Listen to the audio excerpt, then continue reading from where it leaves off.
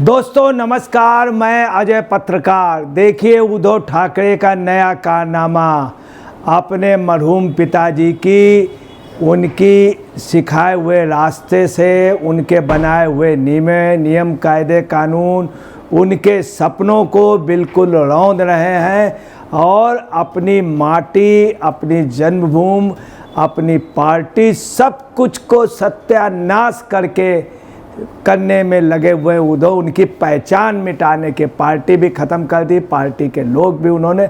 अब वक्फ के लिए क्या कह रहे हैं देखिए, वक्फ की संपत्ति किसी को छूने नहीं दूंगा। उद्धव ठाकरे डायलॉग फिल्मी, अब उनके ऊपर फिल्मी खुमारी चढ़ी हुई इस समय ज़बरदस्त। क्या कह रहे हैं, वक्फ की संपत्ति किसी को छूने नहीं दूंगा। उद्धव ठाकरे, जनाब उद्धव ठाकरे साहब फरमा रहे हैं कि वक्फ बिल के खिलाफ आवाज़ उठाने के लिए तहे दिल से उन्हें शुक्रिया। ऑल इंडिया उलेमा बोर्ड उन्हें तहे दिल से शुक्रिया फरमा रही है। कौन? आपने देखा होगा कहीं किसी उस पे जाइए, मौसीकी अंदाज का कोई कार्यक्रम हो, जलसा हो, उसमें कहा जाता है मैं शुक्रिया अदा करता। वैसे इनके लिए भी शुक्रिया। कौन? ऑल इंडिया उलेमा बोर्ड। कभी बाल ठाकरे के लिए नहीं किया। बाल ठाकरे कहीं नहीं गए, ये हर जगह सजदा करने गए। आज इन्होंने कांग्रेस का वो भी पहन लिया चोला, कांग्रेस के उसमें गए। कभी बाल ठाकरे नहीं गए जिनके दर पे सजदा करने आते थे लोग। इंदिरा गांधी बहुत आना चाहते, उन्होंने मना कर दिया आने के नहीं। राजीव गांधी आने के, बोफोर्स का मामला सबसे ज़्यादा ठाकरे जी ने उठाया। और ये महाराज जी क्या है, इनका आप देख ले, वक्फ की संपत्ति किसी को छूने नहीं दूंगा। अब आइए उसी वक्फ ने, जहाँ इनकी रैली होती है दशहरा की, उस जगह पे जहाँ इनका पार्टी का कार्यालय था, जहाँ बाला साहब ठाकरे ने घोषणा की थी, इसके पहले जो पार्टी का स्थल था, सब जगह वक्फ दावा कर चुका है। और ये उद्धव ठाकरे जी क्या कह रहे हैं कि वक्फ की संपत्ति को मैं छूने नहीं दूंगा। जब वक्फ का बिल आया तो पार्लियामेंट में अपने सांसदों से कह दिया चुपचाप खिसक लो। 3 दिन ये रहे, चुपचाप खिसक लो। उसमें मतलब कुल मिला करके इनका ये है कि लड़ाई कराना और फ़ायदा लेना। अब इनके जो सिद्धांत थे वो इनकी पार्टी के, बाला साहब देवरस के राष्ट्रवादी थे, हिंदुत्व उसके थे, ये अपनी सिद्धांतों से ही हट गए। अब ये सिद्धांत इनका क्या हो गया, सेकुलर भी नहीं रहा। अब ये कहना नहीं चाहिए, बिल्कुल क्लियर कट मुस्लिम उसमें आ गए हैं और मुस्लिम इनको हर तरह से धन्यवाद दे रहा है। इनके लिए यही अभी लोकसभा चुनाव में टोटल मुस्लिम इनके साथ खड़ा था। अब देखिए बाला साहब ठाकरे का कितना बड़ा आलम था, कितना बड़ा। बड़े बड़े लोग वहाँ पे सजदा करते थे, बड़े बड़े बदमाश माफिया उतना रास्ता छोड़ के चले जाते थे।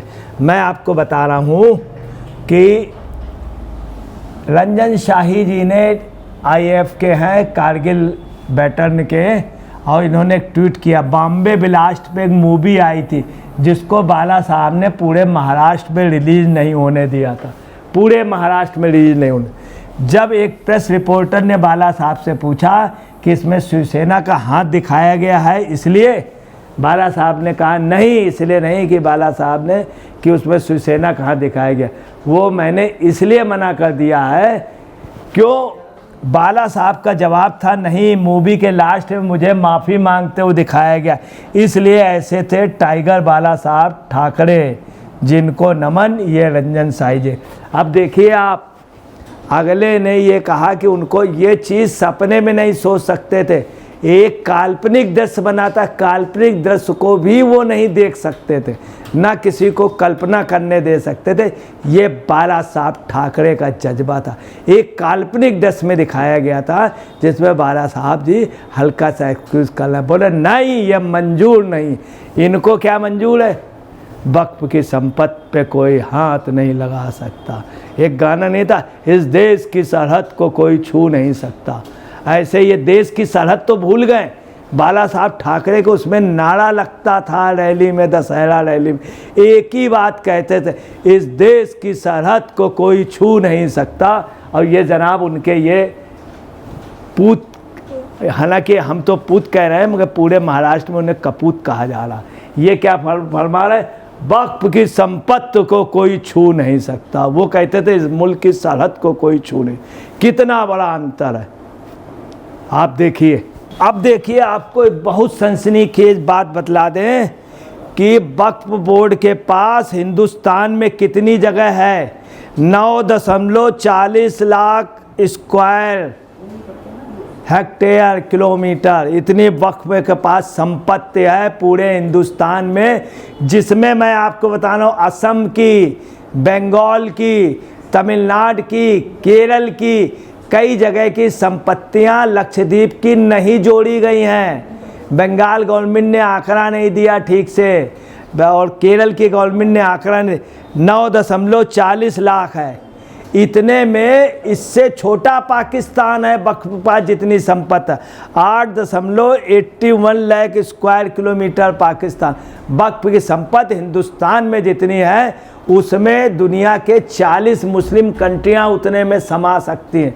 वक्फ की संपत्ति की जितनी पूंजी है उतनी 6 मुस्लिम कंट्रियों की टोटल पूंजी है।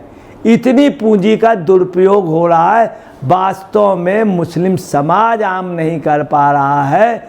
सिर्फ चंद माफिया टाइप के लोग जो पहले सत्ता में पार्टियां थी उनके जो एजेंट हैं उन्हीं के पास है। इसलिए वक्फ के चेयरमैन अधिकतर कांग्रेस पार्टी, इंडी गठबंधन के लोग, उनका कब्जा कहीं टीएमसी का कहीं कुछ। अब आप अंदाज लगा ले जितनी पाकिस्तान के पास जगह है उससे ज़्यादा ये चीज़ उजागर नहीं होने दी।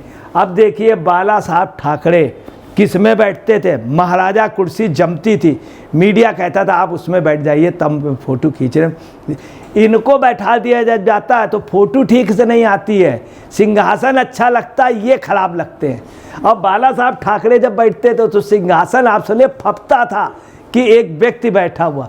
ये खुद हमने बात नहीं कही, इन्हीं के उन्होंने कही थी समर्थकों ने कि फ़ोटो आपकी अच्छी नहीं आती। वो सिंहासन में बैठते थे, वो ऊंचे बैठते थे, लोग नीचे से जाते थे। और इनकी पोजीशन क्या, ये हर जगह उठाया चल दिए, उठाया चल दिए। वो कभी सत्ता के लालच में नहीं आए, 2 पैसे के किसी के गुनहगार। ये भी उम्मीद करते हैं हम चाहे जितने भ्रष्टाचार कर ले ईडी जांच न करें, कहते हैं हमारे पिताजी के उसमें। अरे उनके और आप में बहुत अंतर है, बहुत अंतर है।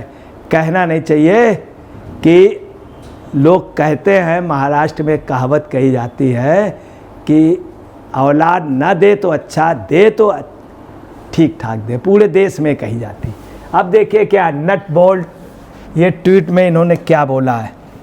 नट बोल्ट एक ट्वीट है, वक्फ बोर्ड की रक्षा करने के लिए उद्धव ठाकरे का संकल्प, उनके पिताजी बाला साहब ठाकरे की विरासत में एक सर्वनाक गिरावट है। बताइए सर्वनाक गिरावट बतला रहे हैं लोग। जहां उनके पिता एक मजबूर नेता के रूप में खड़े थे, वहीं उद्धव के कार्य एक विपरीत को दर्शाते थे। आप देखिए उनके पिताजी हमेशा राष्ट्रवादी रहे, कांग्रेस का शुरू से विरोध किया, इंदिरा का विरोध किया। सबसे पहले उन्होंने रैली की, सबसे पहला कार्टून कांग्रेस के खिलाफ, ये वहाँ सजदा करना है। वो दृढ़ता से खड़े थे, ये खुद ही चले जाते दिल्ली सब जगह, वो कहीं आते रहते। अधीनस्थ और कमज़ोर ठाकरे की विरासत को महज तुष्टीकरण की राजनीति तक समेटने देखना शर्मनाक है। ये बात आप समझ ले देश के आवाम की आवाज़ है। ये उद्धव ठाकरे का कितना इन्होंने, आप देखिए ठाकरे जैसे व्यक्ति के व्यक्तित्व को इन्होंने ख़त्म कर दिया। ये देखिए बाला साहब ठाकरे हैं, ये नरेंद्र मोदी जी प्रधानमंत्री बराबर में बैठे हों, अटल बिहारी वाजपेयी भी, आडवाणी भी, तमाम प्रधानमंत्री, तमाम वो आप सुन लिए। बहुत से लोग जाके नीचे बैठते थे, बहुत से लोग। एक भोसले चीफ मिनिस्टर थे कांग्रेस के, नीचे बैठते थे। कांग्रेस के एक आदिक थे, नीचे ज़मीन में बैठ जाते थे। कांग्रेस के आदिक, कांग्रेस का एक बहुत बड़ा नेता जो सबसे टॉप पोस्ट में था, देश के सर्वोच्च पोस्ट में, वो भी जाके नीचे बैठा, बाला साहब ठाकरे। ये ऐसे व्यक्तित्व, इनके साथ कौन प्रधानमंत्री बैठा? उद्धव ठाकरे साथ कोई नहीं।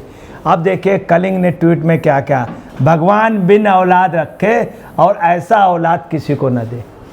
देखिए क्या क्या लोग लिख रहे हैं। हालांकि हम उद्धव ठाकरे की व्यक्तिगत बहुत इज्जत करते हैं, मगर लोग क्या क्या कह रहे हैं। सत्य सनातन मोदी का परिवार ये क्या कह रहे हैं, देखिए रियल हिंदुत्व में उद्धव ठाकरे अब अब्दुल मियाँ हो चुके हैं। हर जगह पूरे महाराष्ट्र में सब जगह चल रहा अब्दुल, उद्धव को अब्दुल लोग कह रहे हैं। हालांकि हम इस बात पे हम इस चीज़ की निंदा करते हैं, इस तरह की बात कहना, मगर लोग कह रहे हैं। अब देखिए एसके चक्रवर्ती, संजय चक्र जी ने क्या ट्वीट किया है। वक्फ बोर्ड भारत में तीसरा सबसे बड़ा भूमि मालिक है। वक्फ बोर्ड भारत में तीसरा, आप समझ ले, रेलवे के बाद में ये सबसे बड़ा मालिक है, आप समझ लीजिए। 2 लाख करोड़ रुपए की संपत्ति का मूल्य 20,000 करोड़ रुपए का राजस्व उत्पन्न कर सकता।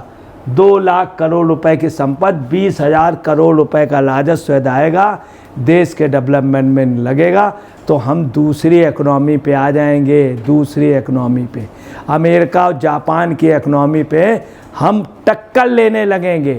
पूरा मुस्लिम समाज डेवलप हो जाएगा, सभी कंट्रियों में मांगे आ जाएंगे। मगर नहीं, वक्फ बोर्ड का पैसा कुछ ही लोग उपयोग कर रहे हैं।